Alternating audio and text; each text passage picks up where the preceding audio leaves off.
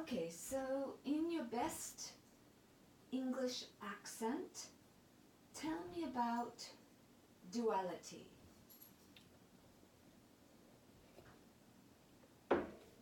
Right. Well, duality is it's a dimension of life that we experience ourselves in. So it's like, duality creates this and that, white and black, right and wrong, and we understand it primarily through the third dimension, which is depth, width, and wait, that's width. This is height, and that's depth. Yeah, I don't These are the three understand. dimensions. Three dimensions. Three bloody dimensions. What's the first dimension? Well, it depends on how you look at it, but it's height, Okay. width, and depth. Right? That's Mhm. how you know your physical body right now. You Okay. move in this room. I'm one dimension. Are you really? Yes. Feel into the dimensions. And so this is 2, 1, right. 2. And then what's that way? Where's the third?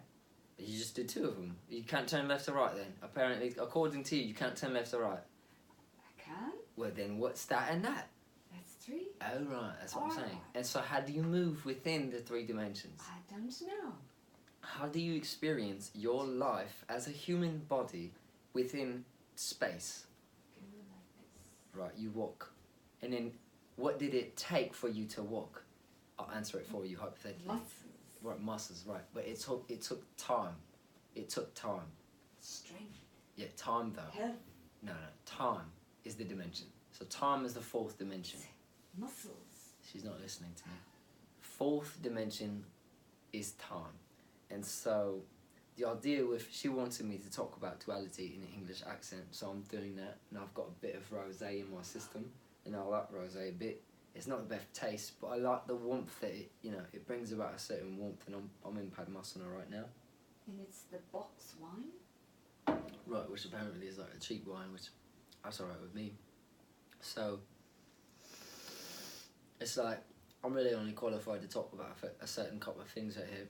So I'll talk about duality. That's what you want me to talk about. Yes. So duality is a place in which suffering occurs and compounds most. I don't understand. Dual what? Dual what? The dual self. Mm. It makes you think that you're separate from God. So when there's separation, there is pain. Yeah, suffering because of attachment. Because you think that you're outside of yourself. Are you attached to that rosé? No, I'm not. It could fall down right now and I'd be You fine like with it? It's like I'm neutral to it, and that's actually something that I've been cultivating for a while. But you kind of like it. Right, so I noticed that I have, you could call it preference, Yes. right? You could call it preference to it. Yes. But if I have detachment to it, right, you offered it, you put it in the room here with a box. I didn't go buy it. I didn't go buy a box. Like recently, I was just telling you, I like cannabis, right? But then I Yes. realised, wait a minute, what's this thing happening? Why don't I have full coherence with this plant, right? Well, because I developed attachment to it. So what did I do as a yogi? Wait a minute, got to back up. Same thing with masturbation, same thing with pornography, same thing with certain food, same thing with even yoga. Oh, I'm attached to yoga. I need to do yoga. I won't feel good. I don't. It's attachment. It's attachment to anything. It's creating. So you, it's a yogic concept. You are the soul. You don't have a soul. You are the soul, and the soul is light. The soul is light, in the essence that the Creator is light, or emanation of existence. And so we understand that in a humanistic way as light. So I don't understand duality. So you are not attached to the wine, or your soul is attached to the wine? Neither. So it's like I appreciate the one. I can enjoy the one. I enjoy this little plant even if it's not real. I enjoy this thing even though it's not real, even though it kind of represents a Merkaba, but in a different way. It's a nice shape. It's a nice shape, so it's a nice taste, it's a nice feeling. It's a nice texture, it's a nice colour, you're a nice lady, you're my mum, I'm a nice human, it's my body. But it's like, all of a sudden I feel this magnetism towards doing yoga, but it's like, I don't like the identity of what that implies. Oh, my mum's, I don't want you to die, I don't want my dad to die, I don't want the dogs to die, I don't even want to die. What's it make me do? It makes me cling. So if I cling, it's literally an energy that makes me attached to the wine in a way that causes the wine to contort its actual identity. So I can enjoy the wine if I'm not attached to the wine. So duality is attachment or non-attachment. Duality is where attachment happens. Yeah, it's where attachment happens because it's where the soul gets confused that it's a body. So you are the body in duality. You are the soul in non-duality. That's what yoga's for, to remember and integrate all of these things that may be a little bit intellectual. It's too much, I can't think, it's too much think concepts, But that's the Western mind, because in the Abrahamic religions, which is Judaism, Islam, and Christianity, as the Western modern 2018 says so, they all said spirit, science. Science. They said science or silence. Well, that's actually interesting. But no, they said science. They said the intellectual, understanding and comprehension of that which is the mechanics of this dimension that we're experiencing within matter, right? Which, yeah, it is duality, but we understand it in the modern world as science, right? The study of matter, the study of how things work here. Scientific Scientology is another thing. But like, quantum physics, Einstein, Copernicus, Isaac Newton, any of the Masonic teachings, it's all studying of matter, right? The laws of the universe as it relates to matter. These are understand duality. No, I'm just referencing something right now. Right. Science itself is the byproduct of a certain group of people saying, we can't have God and science at the same time. So we have to split them. And literally in the church back in the day, within like England and different places that, different churches were set up, they say, you'll die if you try to learn about science. We'll bloody kill you. That's what they said. Which, you understand that, right? That people got killed if they said things that the church didn't agree with. So yoga never happened to them. Even though the British pale-skinned people tried to come in and say, we think we know better, you should learn this stuff. Right, they couldn't take it away from the brown-skinned Indian people because it was so thoroughly woven into their life and their culture, because they had a relationship with spirit in a way that couldn't be extracted from their culture.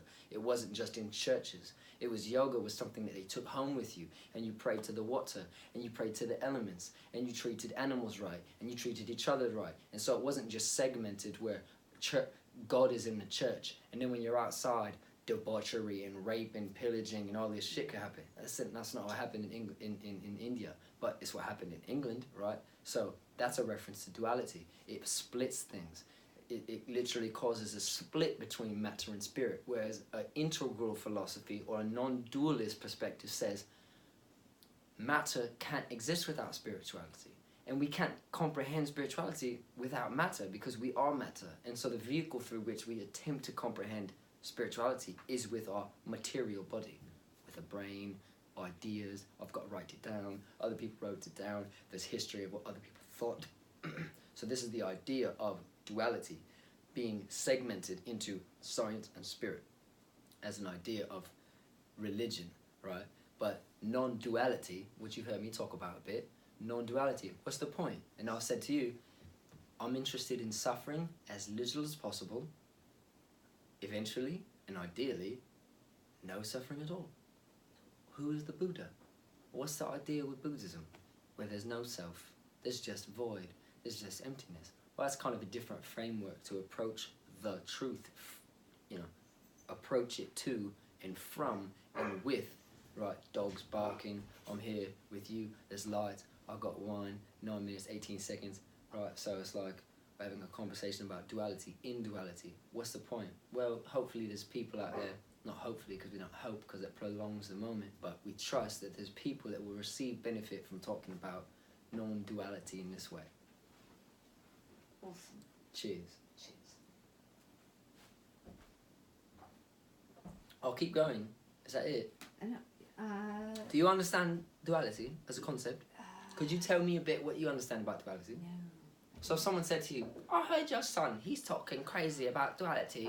What's he going on about? I saw him in drinking wine, looking mad, pink hair. What's going on? What's going on with your son? He's talking about duality. I thought he's a good Christian. What'd you do? Shemaine, what'd you raise your son? What's duality? Go ahead, tell me. What are you going to say then? I can't because I'm going to pee my pants. Don't do that. Unless you want to. So, are you okay with? I can't. I don't think I can do. Do you speak in English and Okay, British or alright. American, whatever you want to do? Right. So, is it okay to be religious and spiritual, and yogi? What's the question? Yeah. Is it okay? Is there? Yeah. You mean Is to there me? a problem? Yeah. Is it problematic or is it a problem? Why do people have a problem with that? With yoga and spirituality? Like What people? What do you mean? Christians. Why do they have a problem with yogis? I don't know. What's the question here? I feel you have a curiosity, so let's specify what you're really asking here. Is yoga non-Christian? To a Christian mind. I think I heard you think, what does that mean?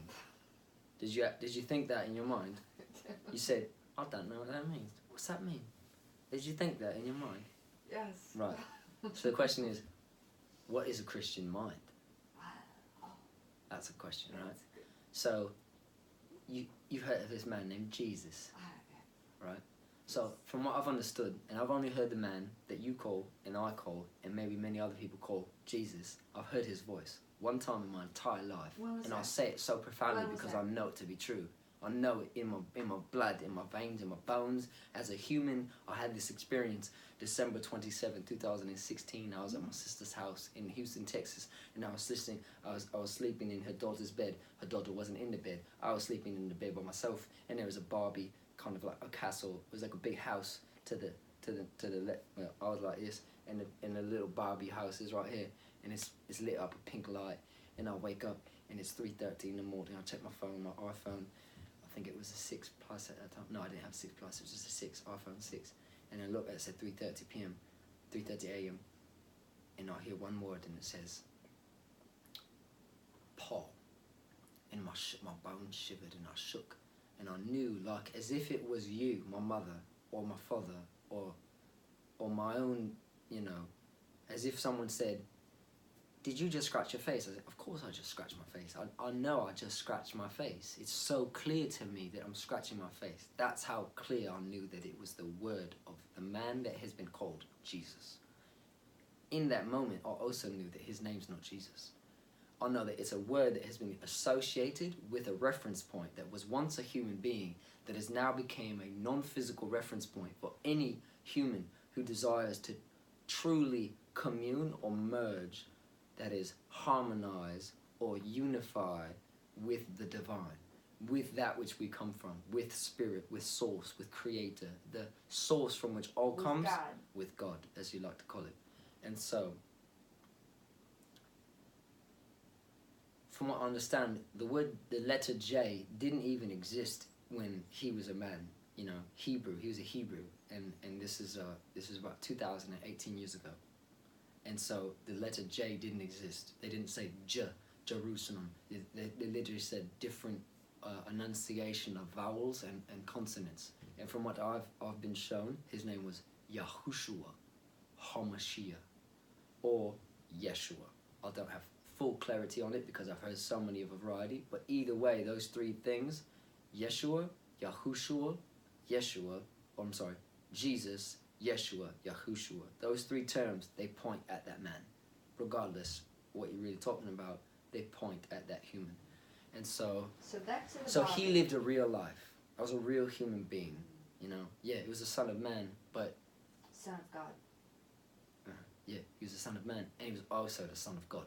But now we're getting into the minute details regarding the Christian mind. What is the Christian mind, and why would it potentially disagree with what is yoga? Right? So, Yeshua was a real human, from what I, as a human called Rocco, has understood.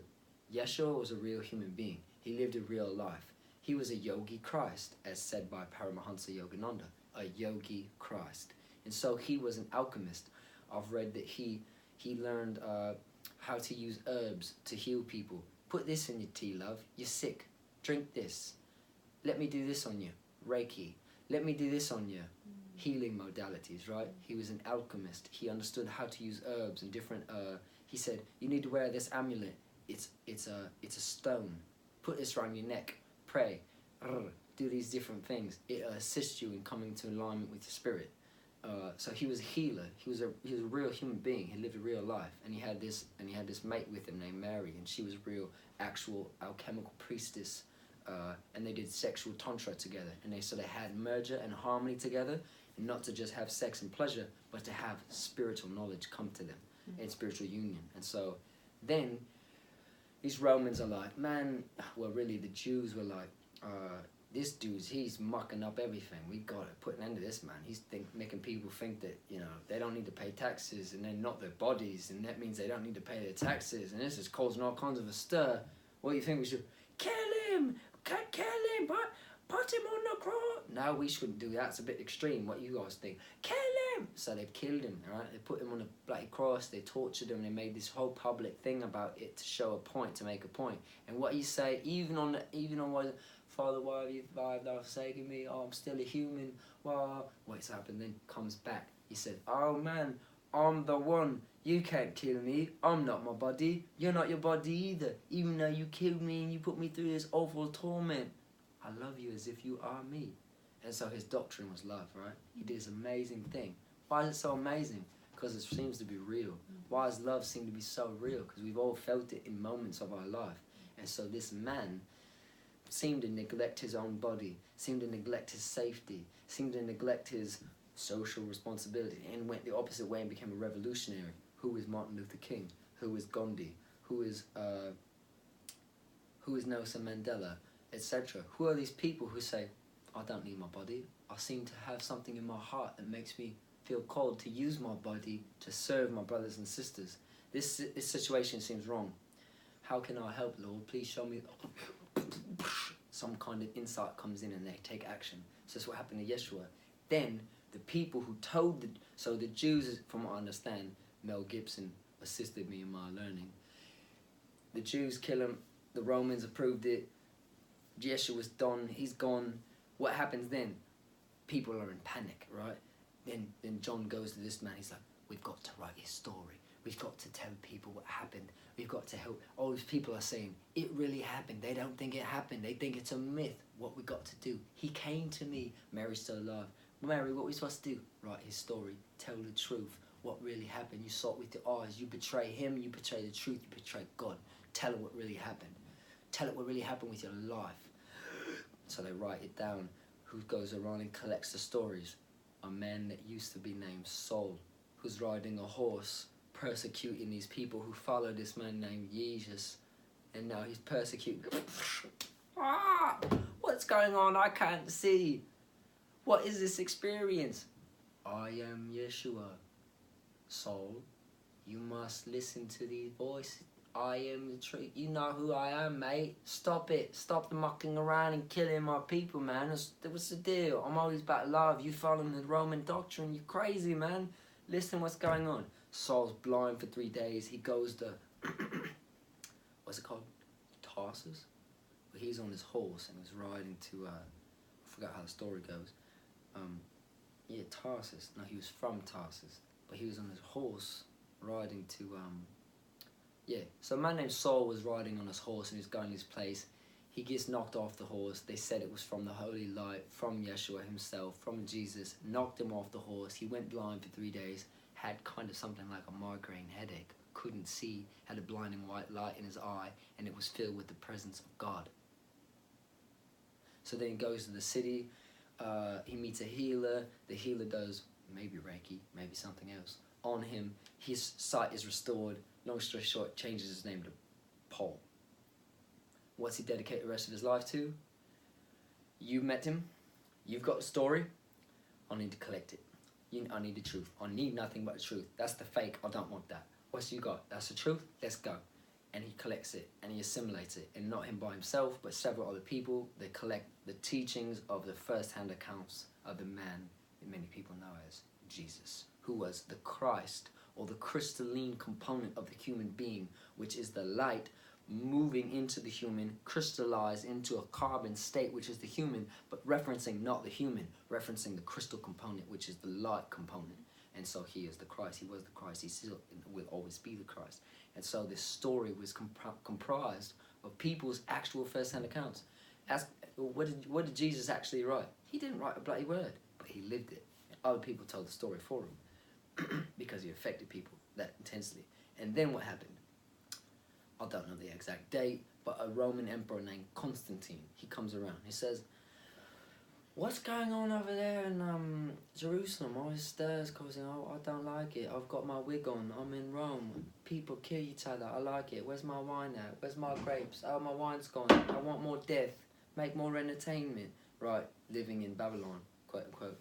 And so this man named Constantine's like, man, it seems like these people really like what the dude named Jesus did. Yeshua, whatever his name is. I don't care. I'm Constantine. La la la.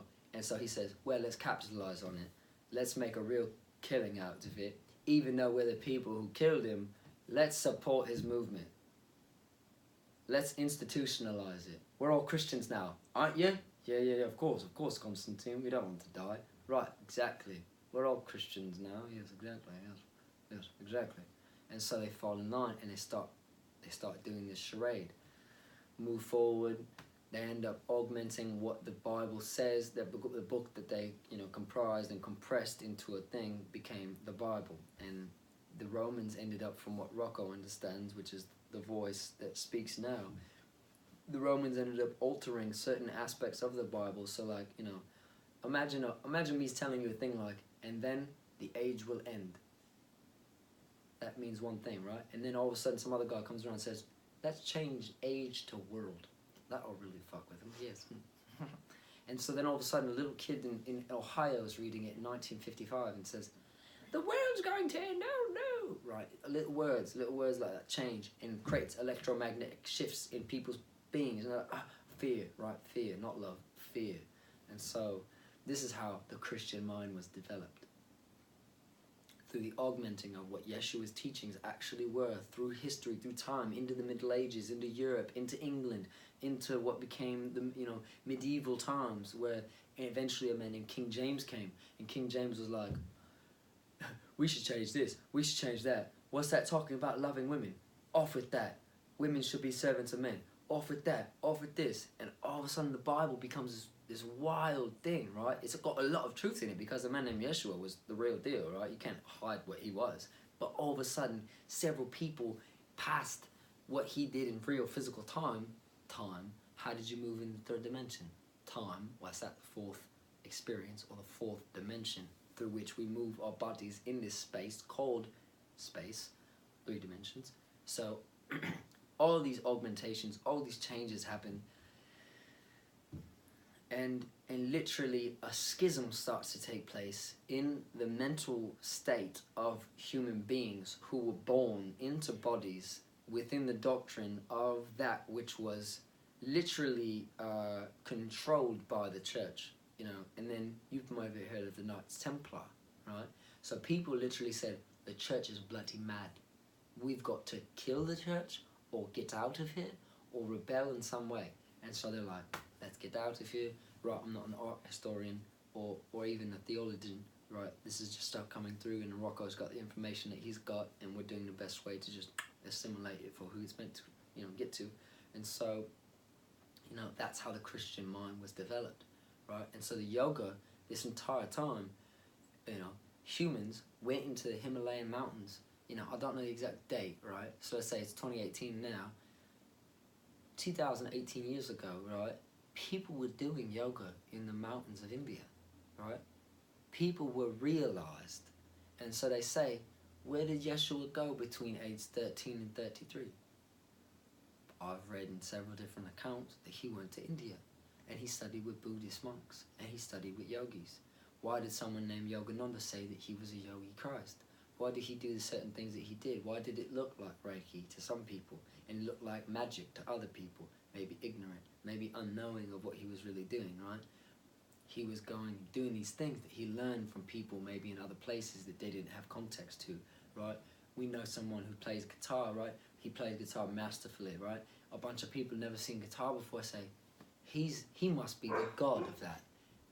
Actually, he went somewhere else and he learned from them how to play the guitar. That's the idea. Was that this man named Yeshua went elsewhere. He learned what he needed to learn to comprise all of these teachings into a synthesized version of it. And so, yeah, me and Mom just went down there. I was talking to her, but now I'm talking to you.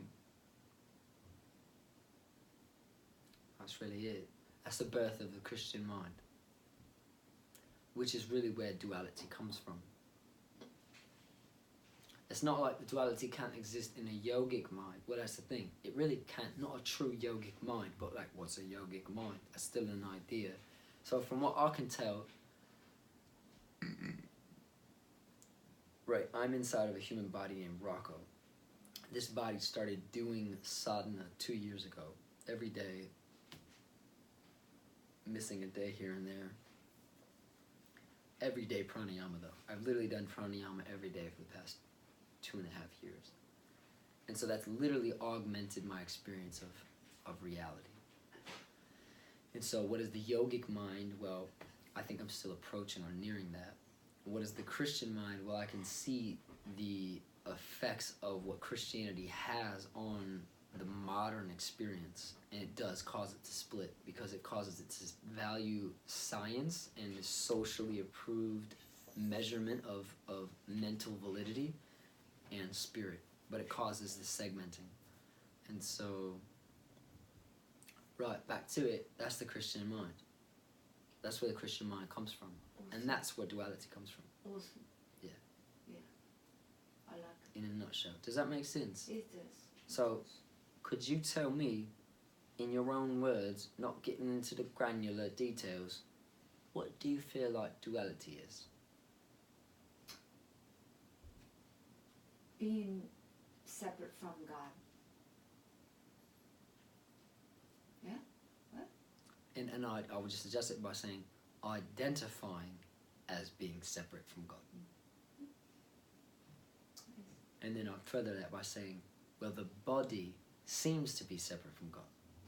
So if you identify primarily as the body, you identify primarily as separate from God. Awesome. I like it. It's a cool little 27-minute, elaboration on things. Yes. I like the voice too. Right, it comes, it goes, it stays. Yeah, I don't know. What accent is that? I suppose it's the typical English bit. Kind? I sway from Cockney, I suppose. I don't really know. It's like I'm not from England. I don't claim to be. If you're English and you're watching this and you think, his voice is shit, get it right, then that's fine. If you think it's great, fantastic. I'm not saying it's perfect. It may sway here or there. I was really just talking about Christ consciousness, through a non-dualistic perspective regarding the Christian mind and development, duality in modern Western mentalism. Namaste. Namaste. Do you know the meaning of namaste? Yes. What would you say the meaning of namaste? The light in me sees the light in you. And bows to it, yes.